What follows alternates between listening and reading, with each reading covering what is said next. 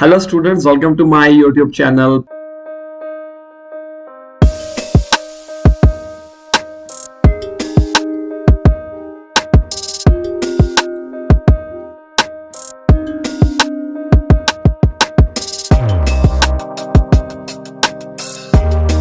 This video will be in Hindi language and topic is time management in PTE. बहुत सारे ऐसे students हैं जो कमेंट कर रहे हैं मेरी वीडियो पे। ये देखिए, तो बच्चों को जो परेशानी आती है हम उसकी हेल्प करना जरूर चाहते हैं, इसलिए हम वीडियो ये बना रहे हैं। यस, तो ये कमेंट पढ़िए, सर लिसनिंग दी बना दो, एक फुल लिसनिंग में टाइम किस किस के ऊपर लगाना, कितना लगाना है, लिसनिंग की बात कर रहे हैं। 2 बार इस बच्चे ने कमेंट किया है। तो मैं अभी टाइम मैनेजमेंट की वीडियो बना रहा हूँ और ये टाइम मैनेजमेंट सभी मॉड्यूल्स के लिए काम आएगी, सिर्फ लिसनिंग के लिए काम नहीं आएगी। ध्यान से इस वीडियो को देखना अगर आप रियल एग्जाम देने जा रहे हो। देखो पैटर्न चेंज हो चुका हुआ है, फॉर्मेट नया आ चुका हुआ है, तो उसकी वजह से बहुत सारे स्टूडेंट्स परेशानी में हैं। कई बार उनको नहीं पता लगता कि किसके ऊपर ज्यादा टाइम वेस्ट करें, क्योंकि time management is very very important.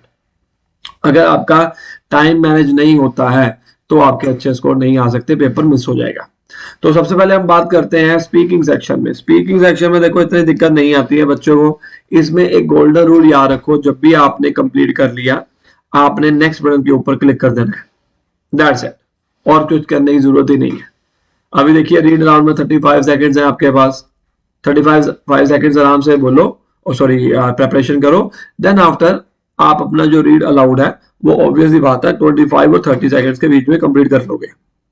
ये कोई कंपलसरी नहीं है कि इसी के बीच में कंप्लीट करना है, वो लेंथ कितनी है क्वेश्चन की उसके ऊपर होएगा। तो मतलब हमारे 10 सेकंड्स भी अगर बच जाए तो हमारा स्पीकिंग में तो कोई दिक्कत आने नहीं वाली है, क्योंकि जब भी हमने कंप्लीट कर लिया आपने नेक्स्ट बटन के ऊपर क्लिक कर देना है। ओके, तो ये स्पीकिंग का पार्ट हो गया। एक गोल्डन रूल याद रखो कि आपने सिर्फ जब भी कंप्लीट कर लिया नेक्स्ट बटन के ऊपर क्लिक कर देना है। अब आते हैं राइटिंग की बात। अब राइटिंग सेक्शन में भी आपको पर्टिकुलर टाइम मिला हुआ है। टाइम जैसे कि समराइज रिटन टेक्स्ट में 10 मिनट्स मिले हुए हैं। ओके, ऐसे राइटिंग सेक्शन में हमारे पास 20 मिनट्स हैं। अगर आपने घर पे प्रैक्टिस की होगी टाइपिंग की तो आपको समराइज रिटन टेक्स्ट के केस में भी क्या नाम है उसका प्रॉब्लम नहीं आएगी, राइट। तो अगर आपकी टाइपिंग ही नहीं सही है, घर से ही टाइपिंग में आप 10 मिनट की बजाय 12 मिनट लगा रहे हो। एक और बात, जब आपने घर में प्रैक्टिस करनी है ना तो आप मोबाइल फोन के ऊपर प्रैक्टिस मत करना है टाइपिंग करके। बच्चे क्या करते हैं मोबाइल फोन के ऊपर, क्योंकि उनके पास, कई बच्चों के पास लैपटॉप नहीं होता है ना, लेकिन पेपर में आपको नहीं मिलेगा ये मोबाइल फोन, उसमें तो आपको लैपटॉप या उसके तो कीबोर्ड मिलेगा ना कंप्यूटर, उसके ऊपर प्रैक्टिस करो। पहले से उसी तरीके से प्रैक्टिस करो ताकि बाद में दिक्कत ना आए, इसमें भी प्रॉब्लम नहीं आने वाली। अब मेन प्रॉब्लम जो आती है वो आती है रीडिंग में या लिसनिंग में। गाइस देखो ऐसा है कि अप्रोक्सीमेटली 29 to 32 मिनट्स मिलते हैं, आधा घंटा मिलता है इसको करने के लिए, क्योंकि न्यू फॉर्मेट के जरिए नंबर ऑफ क्वेश्चंस कम हो गए हैं। अब मल्टीपल जो है मल्टीपल आंसर और सिंगल आंसर पहले 2 आते थे, 16 नवंबर 2021 से पहले की बात है ये, लेकिन अब तकरीबन एक ही आया है। और ये जो 2 सेक्शंस है ना ये हमारे लिए इंपॉर्टेंट भी नहीं है। ओके, मैं मान के चलता हूं 30 मिनट्स, आधा घंटा, 3 रीऑर्डर पैराग्राफ्स आए, समझ लो ये आपके लिए बने ही नहीं है। 3 रीऑर्डर पैराग्राफ्स आए, 5 ये आ गए, मतलब हमारे पास अप्रोक्सीमेटली 13 क्वेश्चंस हैं। ओके, 13 क्वेश्चंस को डिवाइड कर लो आप 30 मिनट्स में, तो अप्रोक्सीमेटली 2 मिनट अगर हम लगाएं एवरेज के हिसाब से तो भी 26 मिनट्स बनते हैं। चलो इस सेक्शन के ऊपर थोड़ा सा टाइम ज्यादा लग जाता है, ठीक है, तो मैं 2.5 मिनट मान के चलता हूं इसका, तो भी हम आराम से कर सकते हैं। देखो इस सेक्शन में दिक्कत आने वाली है आपको, हमें पहले से ही प्रिपेयर होना पड़ेगा। आपका एग्जाम देने से पहले आपके माइंड में ये होना चाहिए मुझे ये सेक्शन जो है ना 2 ये अनइंपॉर्टेंट है, इसको मैं कर देता हूं रेड, ठीक है, इसको रेड कर दिया, ये 2 अनइंपॉर्टेंट है, इसको आप रैंडमली चूज करो, 30 सेकंड्स के अंदर आपने इसको करना है। ओके, ये reorder paragraph in the blank जो है वो इंपॉर्टेंट है हमारे लिए, इसके ऊपर 2-2 मिनट लगाओ, इसके ऊपर 2.5 मिनट लग सकते हैं। अब हम बात करते हैं लिसनिंग की। अब देखो लिसनिंग के अंदर ये सारे सेक्शंस हैं, राइट, 7 सेक्शंस हैं। Summarize written text, multiple choice multiple answer, multiple choice single answer, select missing word, highlight catch summary, और लास्ट आता है जी हमारे पास राइट फ्रॉम डिक्शनरी। 8 सेक्शंस हो गए। इसको मैं थोड़ा सा छोटा कर लेता हूं ताकि एक ही पेज के ऊपर आ जाए। ओके, सो ये 8 सेक्शंस हैं। जो 8 सेक्शंस हैं इनमें से ये जो 4 सेक्शन है ना ये अनइम्पोर्टेंट है, पहले आप अपने दिमाग में डालो।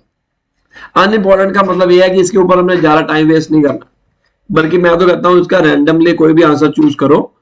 अब आप समराइज यूनिट टेक्स्ट की अगर हम बात करें, इसके अंदर आपको प्रॉपर 10 मिनट्स मिलते हैं।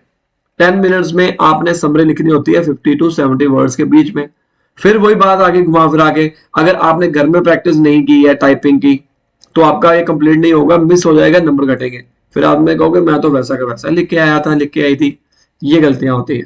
ओके, जब ये सेक्शन जो है कंप्लीट हो जाएगा, ओके, उसके बाद हमारा जो टाइम शुरू होगा म्यूचुअल टाइम, इसको सॉल्व करने के लिए होगा। इसको सॉल्व करने के लिए हमारा म्यूचुअल टाइम शुरू होगा। ठीक होगी ना बात? तो हमें ये जो 4 सेक्शंस हैं इनके ऊपर ध्यान नहीं देना है, ये अनइम्पॉर्टेंट है। हालांकि आप इसको स्किप नहीं कर सकते हो, पूरी सुननी पड़ेगी ऑडियो। मल्टीपल जो multiple answer, single answer, reading के केस में आप इसको स्किप करके आगे भी कर सकते हो। स्किप क्यों करना, तुक्का लगा दो, क्या पता सही हो जाए। छोड़ना नहीं है हमें, हमें छोड़ना नहीं है, क्या पता सही हो जाए। हो गया ठीक है, नहीं हुआ तो भी कोई दिक्कत नहीं। इसमें नेगेटिव मार्किंग होती है मल्टीपल चॉइस मल्टीपल आंसर में, और इसमें भी नेगेटिव मार्किंग होती है मल्टीपल चॉइस मल्टीपल आंसर 2, और तीसरा आता है हाईलाइट इनकरेक्ट वर्ड। अब इनमें से ये जो 3 है ये इंपॉर्टेंट है। अगर देखो आप करोगा क्या करना, आपने जब स्पीकर बोलेगा अपना लेक्चर कंप्लीट करेगा ना, तो उसके 5 सेकंड्स के अंदर अंदर देखो आंसर तो आपको पता चल गया होगा। ऑडियो जब ऑडियो बज रहा है, प्ले हो रहा है, तो आपको आंसर तो पता चल ही गया होगा उस टाइम के ऊपर। अगर पता चलना हुआ तो आराम से सुनो, within 5 to 10 seconds you have to choose your answer. जब स्पीकर ने अपना लेक्चर बंद कर दिया उसके 5 या 10 सेकंड के अंदर, अगर आप ज्यादा सोचने लग जाओगे ना, टाइम तो चलता जाएगा, हमारे को इसके लिए टाइम नहीं मिलेगा। ये सबसे इंपॉर्टेंट सेक्शन है। और उसी तरह आपने ये 4 सेक्शन के ऊपर ज्यादा ध्यान नहीं देना है। ओके, फिंगर ब्लैंक्स किए, जल्दबाजी में मत करो, ठीक है। एक क्वेश्चन के 2 क्वेश्चन आएंगे अप्रोक्सीमेटली, तो जब फिल द ब्लैंक्स सुना, कीवर्ड लिखा, हड़बड़ाहट में जल्दी काम करना मत करना। इसमें राइटिंग के भी नंबर है और लिसनिंग के भी नंबर है, ठीक है। तो आपने आराम से उसके अंदर फिल कर देना है, फिर पढ़ो, प्रूव रीडिंग करो, हमारे पास टाइम बच जाएगा। अगर आप मेरे अकॉर्डिंग चलोगे ना, परफेक्ट टाइम जिसको कहते हैं, वो यहाँ पर मत वेस्ट करना। फिर उसके बाद हाईलाइट इनकरेक्ट वर्ड आता है, ये भी उसी टाइम बाद में सोचने की जो जरूरत नहीं है, इसके अंदर नेगेटिव मार्किंग होती है। पैसेज आपकी आंखों के सामने दिया होगा, आपने कर्सर मूव करते हैं ना, क्लिक, इसमें बाद में सोचने की क्या जरूरत है, एक बार देख लो, विद इन 5 to 10 सेकंड्स हो गया सही। राइट फ्रॉम डिटेक्शन, एक एक वर्ड का एक एक नंबर है गाइस, इसको मिस मत करना, किसी भी हालात में इसको मिस नहीं करना है, ठीक है, क्योंकि ये हमारे लिए इंपॉर्टेंट है। अब आप खुद समझदार हो, एक राइट फ्रॉम डिटेक्शन के अंदर मान लीजिए 7 कीवर्ड्स आते हैं, 7 वर्ड्स आते हैं, 3 आए या 4 आए, कई बार 4 आ जाते हैं, तो मैं मान के चलता हूं एवरेजली 7 into 4 28, मैं 25 मान के चलता हूं। इतने वर्ड्स तो होते ही हैं, चाहे 3 भी आए इतने वर्ड्स होते हैं, कोई 8 का आ गया, कोई 9 का आ गया, कोई 6 का आ गया, ऐसे। बट 25 मार्क्स, उसमें से राइटिंग को भी जाएगा, लिसनिंग को भी जाएगा, ठीक है ना। तो इस तरीके के साथ आपने इसको करने की कोशिश करनी है। तो टाइम मैनेजमेंट ये बेस्ट है। जो स्टूडेंट्स ने मेरे 79 ईच लिए हुए हैं, मैं उनको यही सलाह देता हूं जो आपको दे दिया मैंने, ठीक है, फ्री ऑफ कॉस्ट, कोई पैसा नहीं चार्ज हुआ। अगर आप मानोगे इसके, आपको कभी भी परेशानी नहीं आएगी, कभी भी आपका कोई भी क्वेश्चन छूटेगा नहीं, राइट। सो बेसिकली गाइस, ये था आपका आज का टॉपिक। आई होप आपको वीडियो पसंद आई होगी। लाइक करो, शेयर करो, सब्सक्राइब करो, वो आपका काम है, मैंने अपना काम कर दिया। लेटेस्ट अपडेट्स के लिए सब्सक्राइब करना मत भूलना, क्योंकि यहाँ पर मैं रियल एग्जाम क्वेश्चंस भी डालता रहता हूं। अगर आपके पेपर देने जा रहे हो तो मेरे चैनल को सब्सक्राइब करो और अपने फ्रेंड्स के साथ जरूर शेयर करो। और अगर कोचिंग लेनी है तो सामने दिए गए नंबर के ऊपर मुझे कॉल कर सकते हो। Best of luck.